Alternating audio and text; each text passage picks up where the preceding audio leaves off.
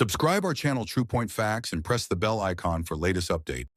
26 नवंबर 1930 को कनाडा के the meridian daily journal newspaper के फ्रंट पेज पे एक खबर पब्लिश होती है जिसका टाइटल था विलेज ऑफ द डेड। इस खबर ने पूरे कनाडा में खौफ की लहर दौड़ा दी क्योंकि नॉर्थ कनाडा में एक पूरा कबीला रातों रात बिना किसी निशानात के कहीं गायब हो चुका था। नाजरीन, नॉर्थ कनाडा के दूर दराज इलाके में मौजूद ये है एंजिकोनी लेक, जिसके किनारे पर एक छोटी सी बस्ती में एस्किमो नामी ट्राइब रहता था।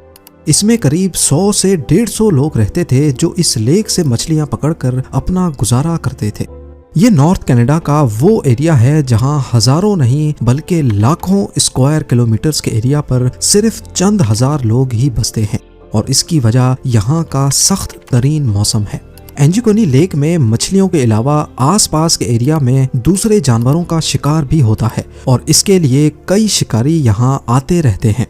ये नवंबर 1930 का एक ठंडा तरीन दिन था। जो लिबेल नामी एक शिकारी इस इलाके में शिकार के लिए आया। शिकार में वो इस कदर बिजी हो गया कि उसे पता ही नहीं चला कि कब अंधेरा हो गया। उसके जहन में एक आइडिया था कि वो पहले की तरह लेक एंजिकोनी के किनारे एस्किमो नामी कबीले में जाकर रात गुजार लेगा।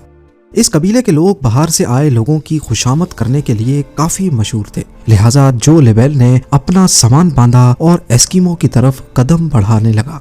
ये एक चांदनी रात थी, लेकिन दूर दूर तक बिल्कुल खामोशी छाई हुई थी।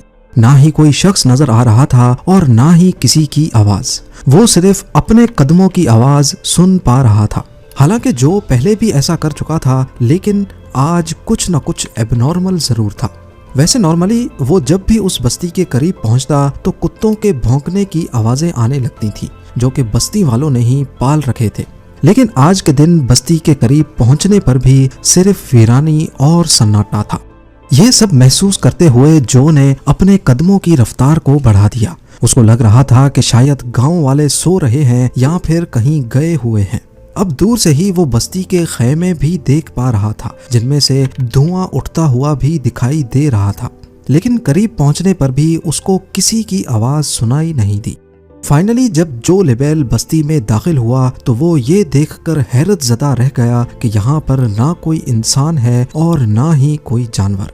पर जो के लिए हैरानी की बात ये थी कि कुछ घरों के ऊपर से धुएं उठते हुए दिखाई दे रहे थे कि जैसे इनके अंदर कोई मौजूद हो। वो रैंडमली एक खैमे में गया, लेकिन वहां भी कोई मौजूद नहीं था और ऐसा ही हाल सारे खैमों का था। शायद जो ये सारा मंजर देखा अनदेखा करके वहां से चला जाता, लेकिन एक चीज ऐसी थी जिसने जो को और ज्यादा परेशानी में डाल दिया। कुछ घरों में खाना पकाने वाले बर्तन चूल्हे के ऊपर मौजूद थे, लेकिन उनमें खाना जल चुका था। यानी किसी ने रात के लिए खाना बनाने के लिए रखा तो था, मगर वो खा ना सके। यहाँ तक के बस्ती की औरतें जो कपड़े सिलाई करती थीं, वो कपड़े भी वहाँ मौजूद थे और सुई में धागा भी डला हुआ था। ऐसा मालूम हो रहा था कि शायद बस्ती के लोग अचानक ही यहाँ से गए हैं, पर आखिर गए कहाँ? जो लिबेल ने पूरी बस्ती की तलाशी लेना शुरू कर दी। उसने देखा कि जो कुत्ते कबीले वालों ने पाल रखे थे उनके गले में रस्सी बंधी पड़ी थी, लेकिन कुत्ते भूख से मर चुके थे। हालांकि कुत्तों के सामने खाना भी मौजूद था, पर उनको खाना देने वाला कोई इंसान वहां मौजूद नहीं था। एक जगह पर उसको एक कब्र खुदी हुई दिखाई दी। इस कब्र को देखकर ऐसा मालूम हो रहा था कि इसको खोदे हुए ज्यादा टाइम नहीं हुआ होगा। ये सब देखते हुए जो लिबेल की परेशानी और खौफ में बेहद इजाफा हो चुका था। वो रात के वक्त अकेला ये सारा मंजर देखकर काफी घबरा चुका था। यहाँ के लोग जब कहीं भी जाते हैं तो अपने साथ अपने कुत्ते जरूर रखते हैं, लेकिन ये सब देखकर ऐसा मालूम हो रहा था कि शायद यहाँ कुछ अजीब हुआ है। कोई ऐसी अनहोनी हुई है जिसने लोगों को अचानक से कहीं जाने पर मजबूर कर दिया है। इतना मजबूर कि वो अपने कुत्ते भी छोड़ गए, कपड़े, खाना और जलती हुई आग को भी बुझा ना सके। जो ये सब कुछ देखकर ज्यादा देर बर्दाश्त ना कर सका और जल्द अज जल्द करीबी टेलीग्राफ ऑफिस पहुंच गया। वहां से उसने रॉयल कैनेडियन माउंटेड पुलिस के कैंप्स पर राब्ता किया और उनको आंखों देखा हाल बयान कर दिया। पुलिस जब गांव में पहुंची तो जो लिबेल ने जो कुछ बताया था वो सच साबित हुआ। पुलिस को शक हुआ कि शायद यहाँ किसी ने हमला किया है और बस्ती के सारे लोगों को मार दिया है। लेकिन अगर ऐसा होता तो बस्ती में कहीं तो खून के निशानात मिलते। खून ना मिलता तो मार धाड़ की वजह से कुछ सामान ही बिखरा होता। पुलिस ने फौरन गांव वालों को ढूंढने के लिए एक सर्च ऑपरेशन का आगाज कर दिया। इस सर्च ऑपरेशन में एक बहुत ही अनोखी चीज देखने को मिली जो शायद जो ने भी नोटिस नहीं की थी।